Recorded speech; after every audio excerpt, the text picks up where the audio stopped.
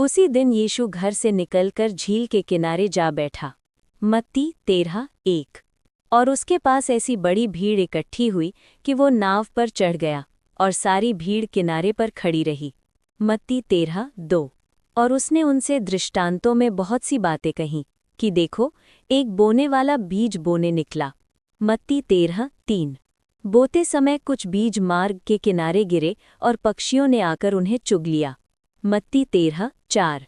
कुछ पथरीली भूमि पर गिरे जहां उन्हें बहुत मिट्टी न मिली और गहरी मिट्टी न मिलने के कारण वे जल्द उगाए। मत्ती 13:5। पर सूरज निकलने पर वे जल गए और जड़ न पकड़ने से सूख गए। मत्ती 13:6। कुछ झाड़ियों में गिरे और झाड़ियों ने बढ़कर उन्हें दबा डाला। मत्ती 13:7। पर कुछ अच्छी भूमि पर गिरे और फल लाए, कोई 100 गुना, कोई 60 गुना, कोई 30 गुना। मत्ती 13:8। जिसके कान हो वो सुन ले। मत्ती 13:9। और चेलों ने पास आकर उससे कहा, तो उनसे दृष्टांतों में क्यों बातें करता है? उसने उत्तर दिया कि तुमको स्वर्ग के राज्य के भेदों की समझ दी गई है, पर उनको नहीं। मत्ती 13:11। क्योंकि जिसके पास है उसे दिया जाएगा और उसके पास बहुत हो जाएगा, पर जिसके पास कुछ नहीं है उससे जो कुछ उसके पास है वो भी ले लिया जाएगा। मत्ती 13:12। मैं उनसे दृष्टांतों में इसलिए बातें करता हूँ कि वे देखते हुए नहीं देखते और सुनते हुए नहीं सुनते और नहीं समझते। मत्ती 13:13। और उनके विषय में यशाया की ये भविष्यद्वाणी पूरी होती है कि तुम कानों से तो सुनोगे पर समझोगे नहीं, और आँखों से तो देखोगे पर तुम्हें न सूझेगा। मत्ती 13:14। क्योंकि इन लोगों का मन मोटा हो गया है और वे कानों से ऊंचा सुनते हैं और उन्होंने अपनी आंखें मूंद ली हैं। कहीं ऐसा न हो कि वे आंखों से देखें और कानों से सुनें और मन से समझें और फिर जाएं और मैं उन्हें चंगा करूं। मत्ती 13:15। पर धन्य है तुम्हारी आंखें कि वे देखती हैं और तुम्हारे कान कि वे सुनते हैं। मत्ती 13:16। क्योंकि मैं तुमसे सच कहता हूँ कि बहुत से भविष्यद्वक्ताओं ने और धर्मियों ने चाहा कि जो बातें तुम देखते हो देखें पर न देखीं, और जो बातें तुम सुनते हो सुने पर न सुनी। मत्ती 13:17। सो तुम बोने वाले का दृष्टांत सुनो। मत्ती 13:18। जो कोई राज्य का वचन सुनकर नहीं समझता, उसके मन में जो कुछ बोया गया था उसे वो दुष्ट आकर छीन ले जाता है। ये वही है जो मार्ग के किनारे बोया गया था। मत्ती 13:19। और जो पथरीली भूमि पर बोया गया, ये वो है जो वचन सुनकर तुरंत आनंद के साथ मान लेता है। मत्ती 13:20। पर अपने में जड़ न रखने के कारण वो थोड़े ही दिन का है, और जब वचन के कारण क्लेश या उपद्रव होता है तो तुरंत ठोकर खाता है। मत्ती 13:21। जो झाड़ियों में बोया गया, ये वो है जो वचन को सुनता है, पर इस संसार की चिंता और धन का धोखा वचन को दबाता है और वो फल नहीं लाता। मत्ती 13:22। जो अच्छी भूमि में बोया गया, ये वो है जो वचन को सुनकर समझता है और फल लाता है, कोई 100 गुना, कोई 60 गुना, कोई 30 गुना। मत्ती 13:23। उसने उन्हें एक और दृष्टांत दिया कि स्वर्ग का राज्य उस मनुष्य के समान है जिसने अपने खेत में अच्छा बीज बोया। मत्ती 13:24। पर जब लोग सो रहे थे तो उसका बैरी आकर गेहूं के बीच जंगली बीज बोकर चला गया। मत्ती 13:25। जब अंकुर निकले और बालें लगीं तो जंगली दाने भी दिखाई दिए। मत्ती 13:26। इस पर गृहस्थ के दासों ने आकर उससे कहा, हे स्वामी, क्या तूने अपने खेत में अच्छा बीज न बोया था? फिर जंगली दाने के पौधे उसमें कहाँ से आए? उसने उससे कहा, ये किसी बैरी का काम है। दासों ने उससे कहा, क्या तेरी इच्छा है कि हम जाकर उनको बटोर लें?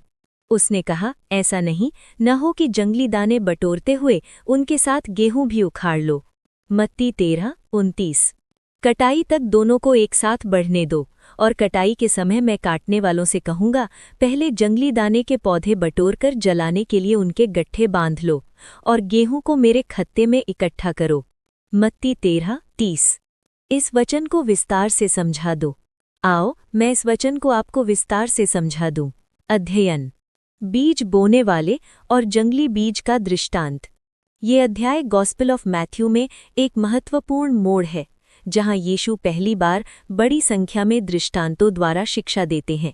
ये शिक्षा केवल कहानी नहीं, बल्कि हृदय की स्थिति और परमेश्वर के राज्य के रहस्यों को प्रकट करती है। 1. बीज बोने वाले का दृष्टांत 13:1-23। बो समय। दृश्य की पृष्ठभूमि।